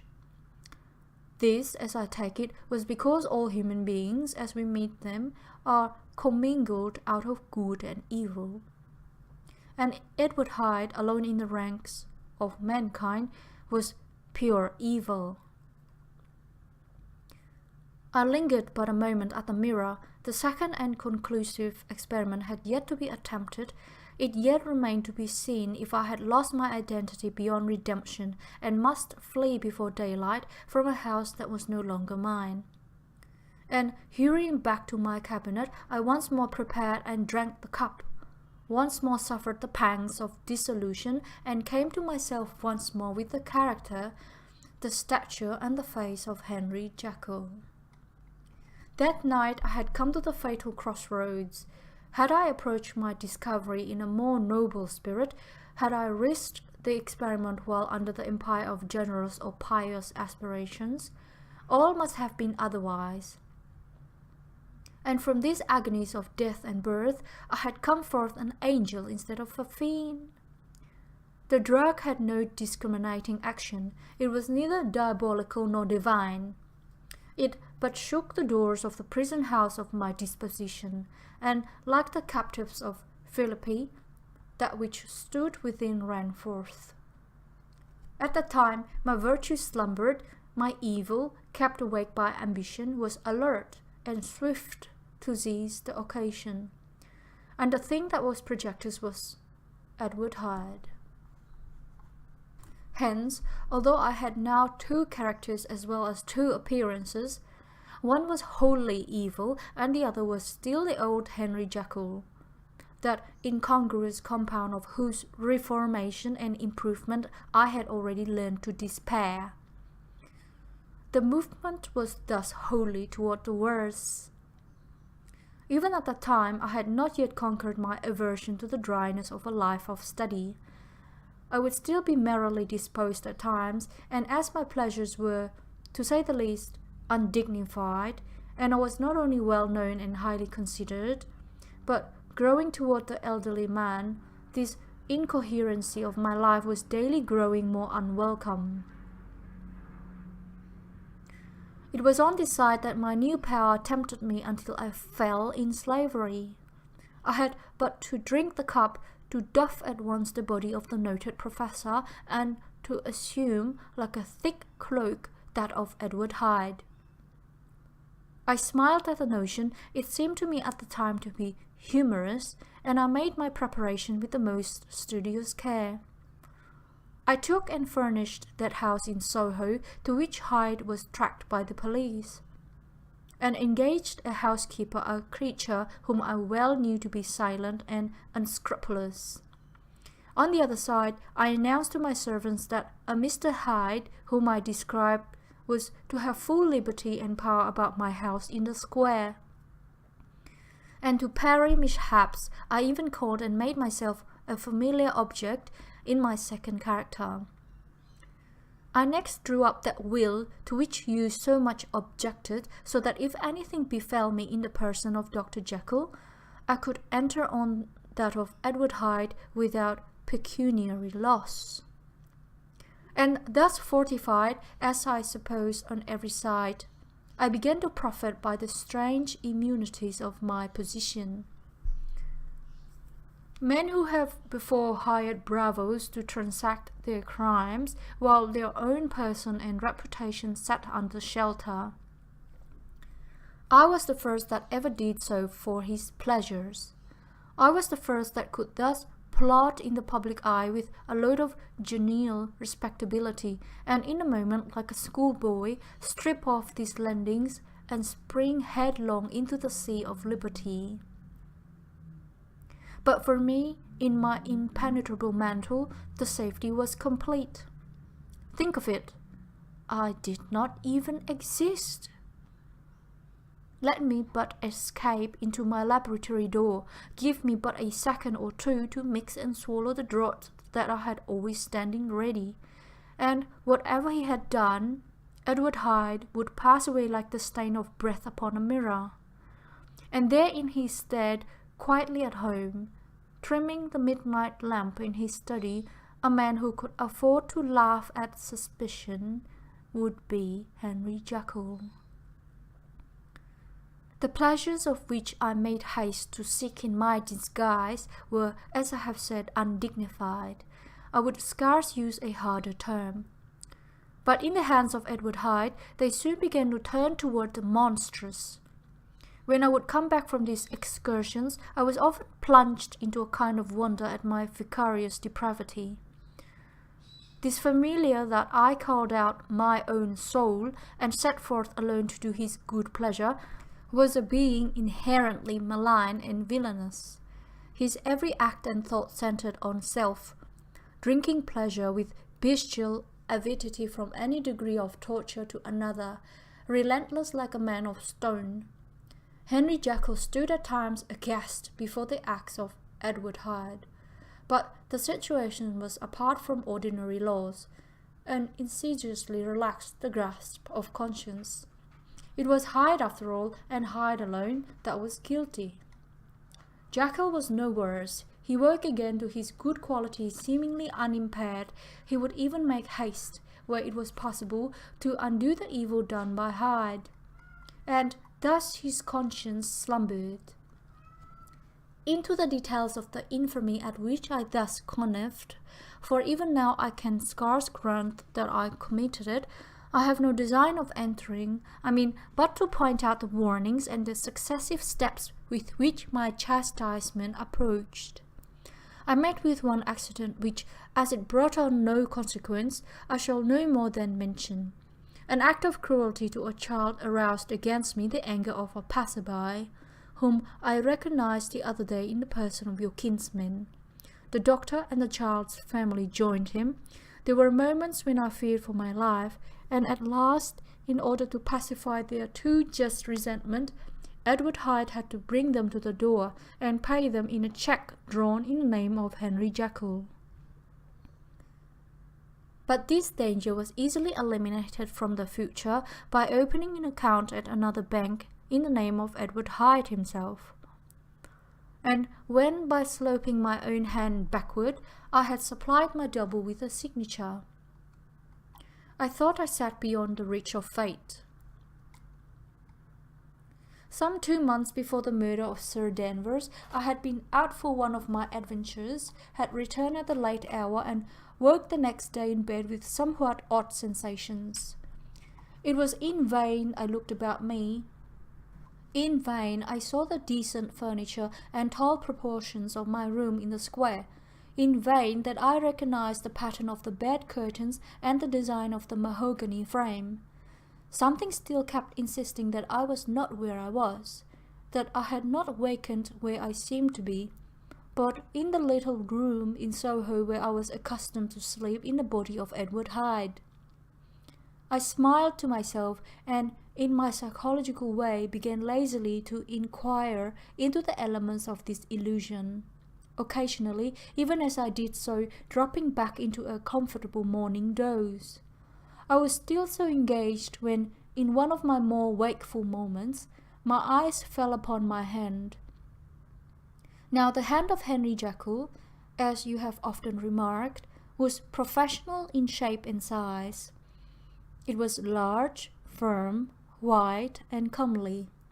But the hand which I now saw clearly enough in the yellow light of a mid-London morning, lying half shut on the bedclothes, was lean, corded, knuckly, of a dusky pallor, and thickly shaded with a swart growth of hair.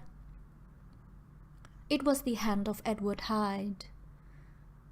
I must have stared upon it for near half a minute, sunk as I was in the mere stupidity of wonder, before terror woke up in my breast, as sudden and startling as the crash of cymbals, and bounding from my bed, I rushed to the mirror. At the sight that met my eyes, my blood was changed into something exquisitely thin and icy. Yes, I had gone to bed Henry Jekyll, I had awakened Edward Hyde. How was this to be explained? I asked myself, and then with another bound of terror, how was it to be remedied?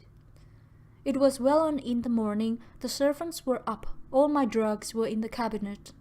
A long journey down 2 pairs of stairs, through the back passage, across the open court, and through the anatomical theatre, from where I was then standing horror-struck. It might indeed be possible to cover my face, but of what use was that when I was unable to conceal the alteration in my stature? And then with an overpowering sweetness of relief, it came back upon my mind that the servants were already used to the coming and going of my second self. I had soon dressed, as well as I was able, in clothes of my own size, had soon passed through the house, where Bradshaw stared and drew back at seeing Mr. Hyde at such an hour and in such a strange array. And 10 minutes later, Dr. Jekyll had returned to his own shape, and was sitting down with a darkened brow to make a feint of breakfasting. Small indeed was my appetite. This inexplicable incident, this reversal of my previous experience seemed like the Babylonian finger on the wall, to be spelling out the letters of my judgment, and I began to reflect more seriously than ever before on the issues and possibilities of my double existence. That part of me which I had the power of projecting had lately been much exercised and nourished. It had seemed to me of late as though the body of Edward Hyde had grown in stature, as though, when I wore that form, I were conscious of a more generous tide of blood, and I began to spy a danger that, if this were much prolonged, the balance of my nature might be permanently overthrown, the power of voluntarily change be forfeited, and the character of Edward Hyde become irrevocably mine. The power of the drug had not been always equally displayed. Once, very early in my career, it had totally failed me. Since then, I had been obliged on more than one occasion to double, and once, with infinite risk of death, to treble the amount. And these rare uncertainties had cast hitherto to the sole shadow of my contentment. Now, however, and in the light of that morning's accident, I was led to remark that whereas in the beginning the difficulty had been to throw off the body of Jekyll, it had of late gradually but decidedly transferred itself to the other side. All things therefore seemed to point to this, that I was slowly losing hold of my original and better self, and becoming slowly incorporated with my second and worse. Between these two, I now felt I had to choose. My two natures had memory in common, but all the other faculties were most unequally shared between them. Jekyll, who was composite, now with the most sensitive apprehensions, now with a greedy gusto, projected and shared in the pleasures and adventures of Hyde. But Hyde was indifferent to Jekyll, or but remembered him as the mountain bandit remembers the cavern in which he conceals himself from pursuit. Jekyll had more than a father's interest, Hyde more than a son's indifference. To cast in my lot with Jekyll was to die to those appetites which I had long secretly indulged and had of late begun to pamper. To cast it in with Hyde was to die to 1,000 interests and aspirations, and to become at a blow and forever despised and friendless. The bargain might appear unequal, but there was still another consideration in the scales, for while Jekyll would suffer smartingly in the fires of abstinence, Hyde would be not even conscious of all that he had lost. Strange as my circumstances were, the terms of this debate are as old and commonplace as men. Much the same inducement and alarms cast the die for any tempted and trembling sinner. And it fell out with me, as it falls with so vast a majority of my fellows, that I chose the better part and was found wanting in the strength to keep to it. Yes, I preferred the elderly and discontented doctor, surrounded by friends and cherishing honest hopes, and bade a resolute farewell to the liberty, the comparative youth, the light step, the leaping impulses and secret pleasures that I had enjoyed in the disguise of Hyde. I made this choice perhaps with some unconscious reservation, for I neither gave up the house in Soho nor destroyed the clothes of Edward Hyde, which still lay ready in my cabinet. For 2 months, however, I was true to my determination. For 2 months I led a life of such severity as I had never before attained to, and enjoyed the compensations of an approving conscience. But time began at last to obliterate the freshness of my alarm. The praises of conscience began to grow into a thing, of course. I began to be tortured with throes and longings, as of Hyde struggling after freedom. And at last, in an hour of moral weakness, I once again compounded and swallowed the transforming draught. I do not suppose that when a drunkard reasons with himself upon his vice, he is once out of 500 times affected by the dangers that he runs through his brutish physical insensibility. Neither had I, long as I had considered my position, made enough allowance for the complete moral insensibility and insensate readiness to evil, which were the leading characters of Edward Hyde. Yet it was by these that I was punished. My devil had been long caged. He came out roaring. I was conscious, even when I took the draught, of a more unbridled, a more furious propensity to ill.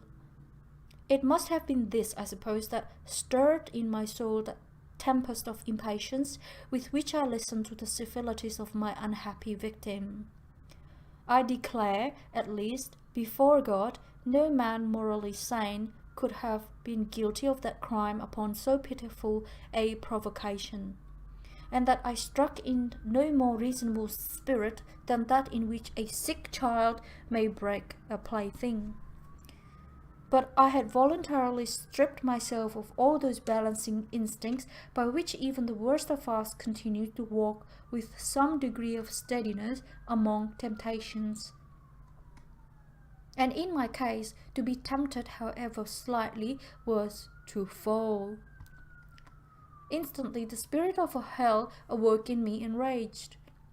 With a transport of glee, I mauled the unresisting body, tasting delight from every blow, and it was not till weariness had begun to succeed that I was suddenly, in the top fit of my delirium, struck through the heart by a cold thrill of terror. A mist dispersed, I saw my life to be forfeit, and fled from the scene of these excesses. At once glorying and trembling, my lust of evil gratified and stimulated, my love of life screwed to the topmost peg. I ran to the house in Soho, and, to make assurance doubly sure, destroyed my papers. Thence I set out through the lamp-lit streets in the same divided ecstasy of mind, gloating on my crime, light-headedly devising others in the future, and yet still hastening and still hearkening in my wake for the steps of the avenger. Hyde had a song upon his lips as he compounded the draught, and as he drank it, pledged the dead men. The pangs of transformation had not done tearing him before Henry Jekyll, with streaming tears of gratitude and remorse, had fallen upon his knees and lifted his clasped hands to God. The veil of self-indulgence was rent from head to foot.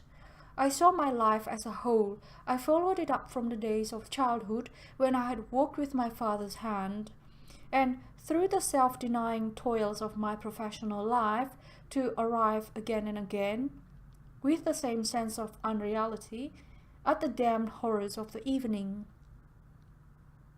I could have screamed aloud. I sought with tears and prayers to smother down the crowd of hideous images and sounds with which my memory swarmed against me. And still, between the petitions, the ugly face of my iniquity stared into my soul.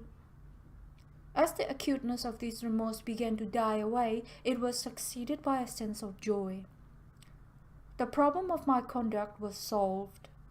Hyde was thenceforth impossible. Whether I would or not, I was now confined to the better part of my existence. And, oh, how I rejoiced to think of it! With what willing humility I embraced anew the restrictions of natural life! With what sincere renunciation I locked the door by which I had so often gone and come, and ground the key under my heel! The next day came the news that the murder had been overlooked, that the guilt of Hyde was patent to the world, and that the victim was a man high in public estimation. It was not only a crime, it had been a tragic folly. I think I was glad to know it. I think I was glad to have my better impulses thus buttressed and guarded by terrors of the scaffold. Jekyll was now my city of refuge.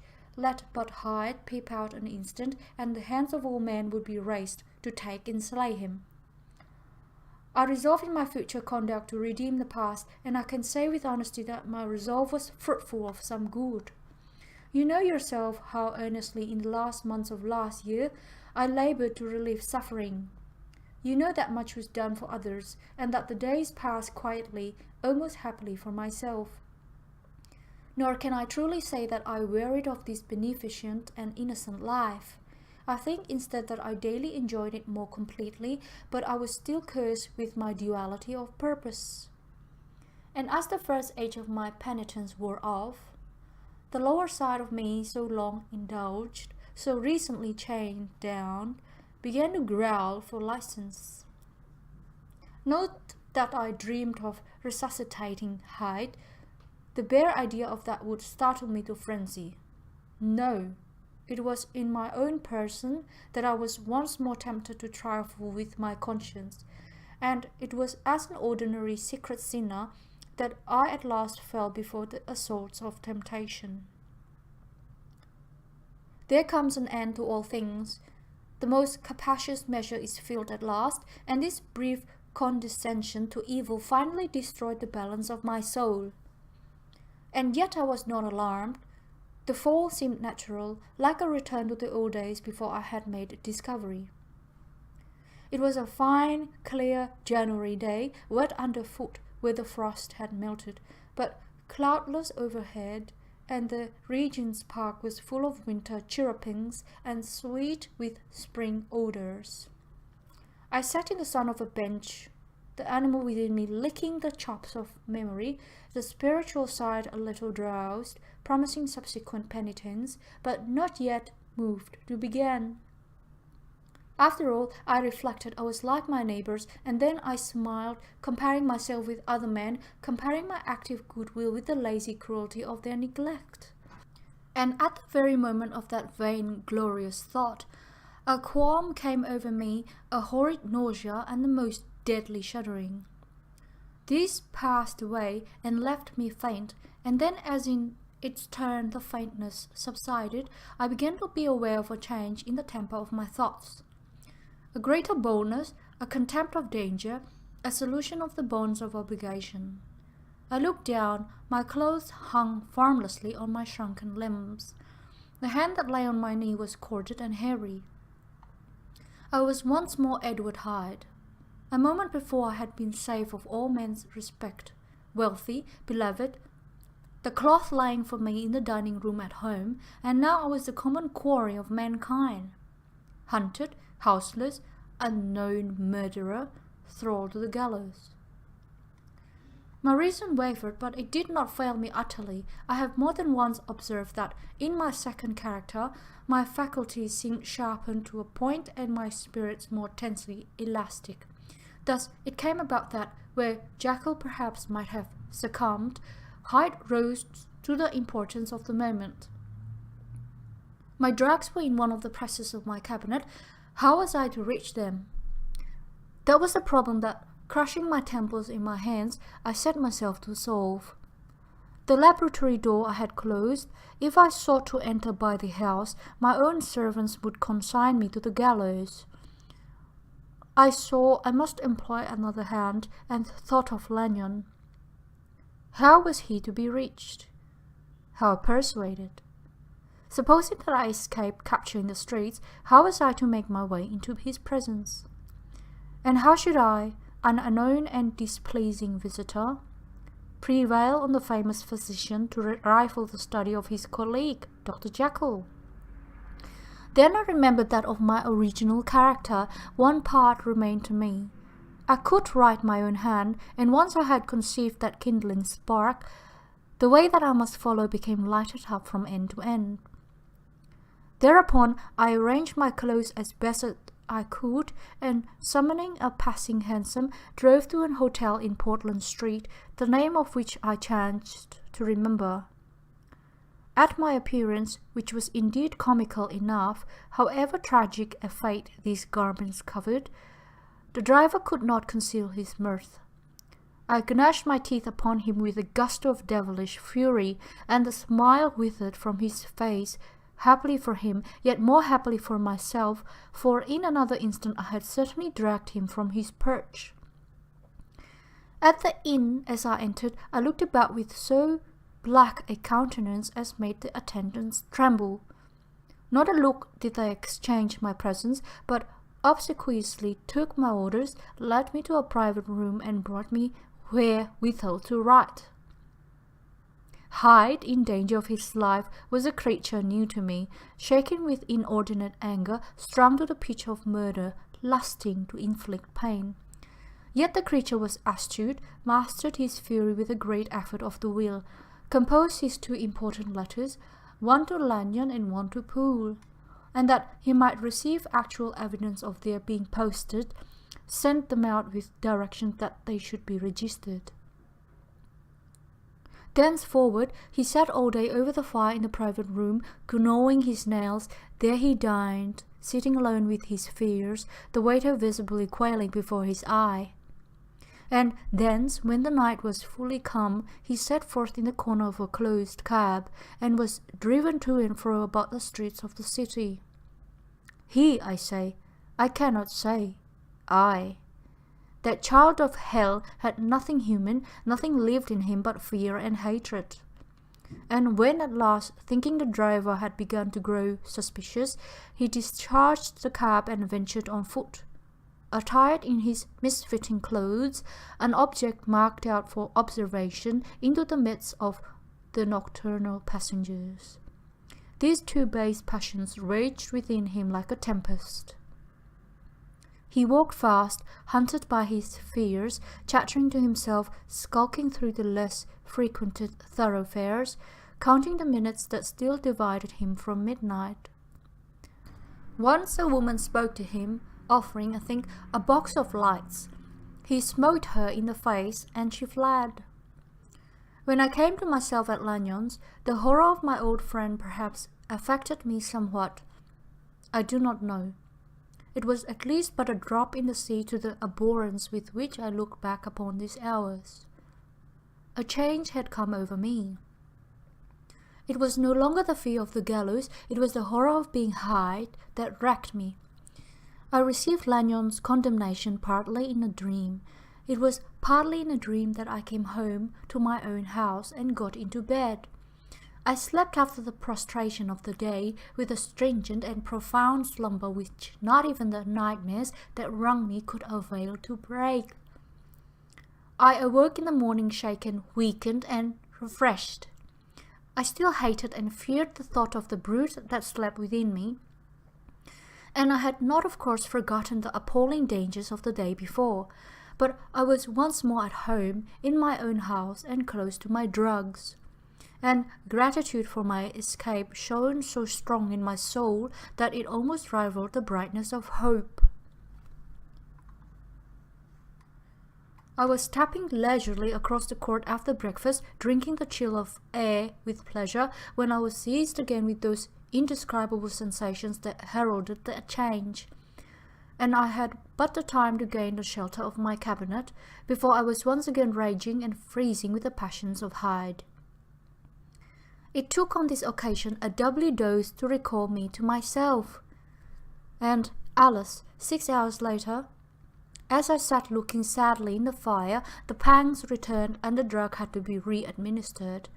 In short, from that day forth it seemed only by a great effort as of gymnastics, and only under the immediate stimulation of the drug, that I was able to wear the countenance of Jekyll. At all hours of the day and night I would be taken with a premonitory shudder, above all, if I slept or even dozed for a moment in my chair. It was always as hard that I awakened. Under the strain of this continually impending doom, and by the sleeplessness to which I now condemned myself, ay, even beyond what I had thought possible to man, I became in my own person a creature eaten up and emptied by fever, languidly weak both in body and mind, and solely occupied by one thought, the horror of my other self. But when I slept, or when the virtue of the medicine wore off, I would leap almost without transition, for the pangs of transformation grew daily less marked, into the possession of a fancy brimming with images of terror. a soul boiling with causeless hatreds, and a body that seemed not strong enough to contain the raging energies of life. The powers of Hyde seemed to have grown with the sickliness of Jekyll, and certainly the hate that now divided them was equal on each side. With Jekyll, it was a thing of vital instinct. He had now seen the full deformity of that creature that shared with him some of the phenomena of consciousness, and was co-heir with them to death. And beyond these links of community, which in themselves made the most poignant part of his distress, he thought of Hyde, for all his energy of life, as of something not only hellish but inorganic.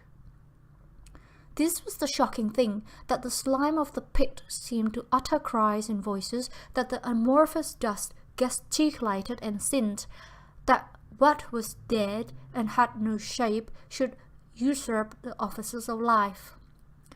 And this again, that insurgent horror was knit to him closer than a wife, closer than an eye, lay caged in his flesh, where he heard it mutter and felt it struggle to be born. And at every hour of weakness, and in the confidence of slumber, prevailed against him and deposed him out of life. The hatred of Hyde for Jekyll was of a different order. His terror of the gallows drove him continually to commit temporary suicide, and return to his subordinate station of a part instead of a person. But he loathed the necessity, he loathed the despondency into which Jekyll was now fallen, and he resented the dislike with which he was himself regarded. Hence the ape-like tricks that he would play me, scrawling in my own hand blasphemies on the pages of my books, burning the letters and destroying the portrait of my father. And indeed, had it not been for his fear of death, he would long ago have ruined himself in order to involve me in the ruin. But his love of life is wonderful. I go further, I, who sicken and freeze at the mere thought of him, when I recall the abjection and passion of this attachment, and when I know how he fears my power to cut him off by suicide, I find it in my heart to pity him. It is useless, and the time awfully fails me, to prolong this description. No one has ever suffered such torments. Let that suffice. And yet even to this habit brought not elevation, but a certain callousness of soul, a certain acquiescence of despair, and my punishment might have gone on 4 years, but for the last calamity which has now fallen, and which has finally severed me from my own face and nature. My provision of the sort, which had never been renewed since the date of the first experiment, began to run low. I sent out for fresh supply and mixed the draught. The ebullition followed, and the first change of colour, not the second. I drank it, and it was without efficiency. You will learn from Poole how I have had London ransacked. It was in vain, and I am now persuaded that my first supply was impure, and that it was that unknown impurity which lent efficacy to the draught. About a week has passed, and I am now finishing this statement under the influence of the last of the old powders. This, then, is the last time, short of a miracle, that Henry Jekyll can think his own thoughts or see his own face. Now, how sadly altered in the glass! Nor must I delay too long to bring my writing to an end, for if my narrative has hitherto escaped destruction, it has been by a combination of great prudence and great good luck. Should the throes of change take me in the act of writing it, Hyde will tear it in pieces. But if some time shall have elapsed after I have laid it by, his wonderful selfishness and circumscription to the moment will probably save it once again from the action of his ape-like spite. And indeed the doom that is closing on us both has already changed and crushed him. Half an hour from now, when I shall again and forever re-endue that hated personality, I know how I shall sit shuddering and weeping in my chair, or continue with the most strained and fear-struck ecstasy of listening to pace up and down this room, my last earthly refuge, and give ear to every sound of menace. Will Hyde die upon the scaffold, or will he find courage to release himself at the last moment? God knows, I am careless. This is my true hour of death, and what is to follow concerns another than myself. Here then, as I lay down the pen and proceed to seal up my confession, I bring the life of that unhappy Henry Jekyll to an end. The end.